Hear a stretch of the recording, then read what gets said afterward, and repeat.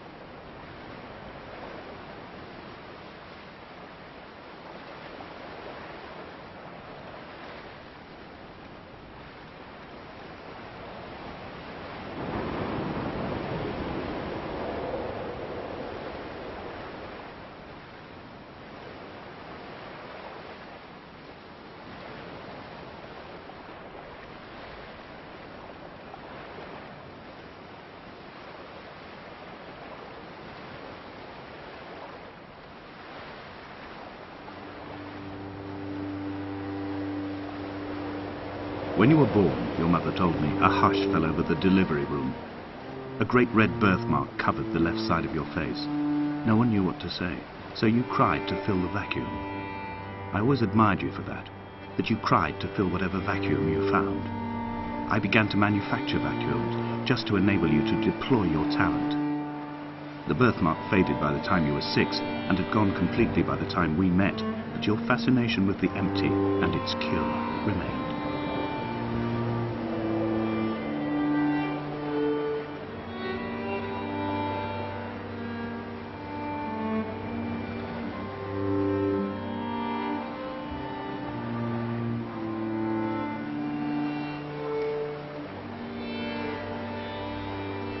Dear Esther, I found myself to be as featureless as this ocean, as shallow and unoccupied as this bay, a listless wreck without identification. My rocks are these bones, and a careful fence to keep the precipice at bay. Shot through me caves, my forehead a mount. This aerial will transmit into me so. All overexposed, the nervous system, where Donnelly's boots and yours and mine still trample. I will carry a torch for you. I will leave it at the foot of my headstone. You will need it for the tunnels that carry me under.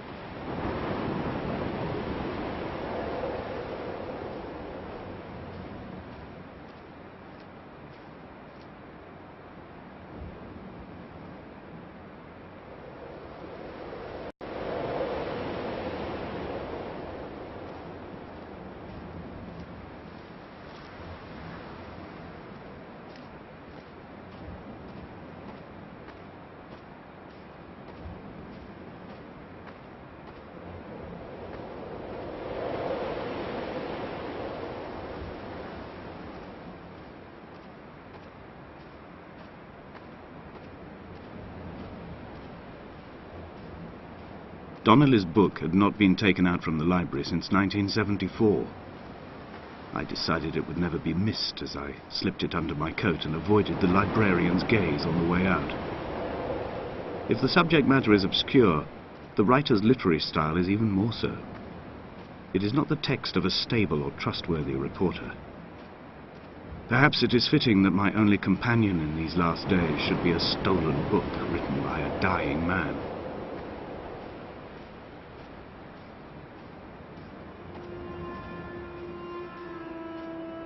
When someone had died or was dying, or was so ill they gave up what little hope they could sacrifice, they cut parallel lines into the cliff, exposing the white chalk beneath. You could see them from the mainland or the fishing boat, and know to send aid, or impose a cordon of protection, and wait a generation until whatever pestilence stalked the cliff path died along with its hosts. My lines are just for this, to keep any would-be rescuers at bay. The infection is not simply of the flesh.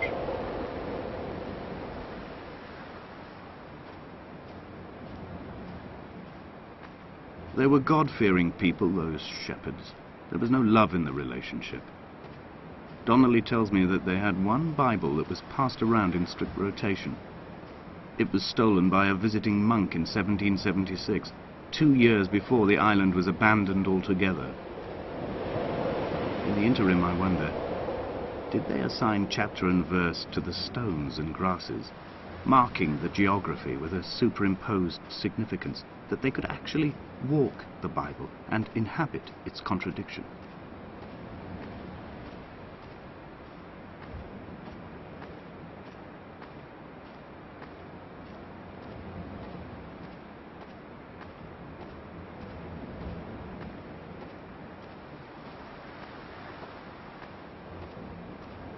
Dear Esther, I met Paul. I made my own little pilgrimage. My Damascus, a small semi-detached on the outskirts of Wolverhampton. We drank coffee in his kitchen and tried to connect to one another. Although he knew I hadn't come in search of an apology, reason or retribution, he still spiraled in panic, thrown high and lucid by his own dented bonnet. Responsibility had made him old. Like us, he'd already passed beyond any conceivable boundary of life.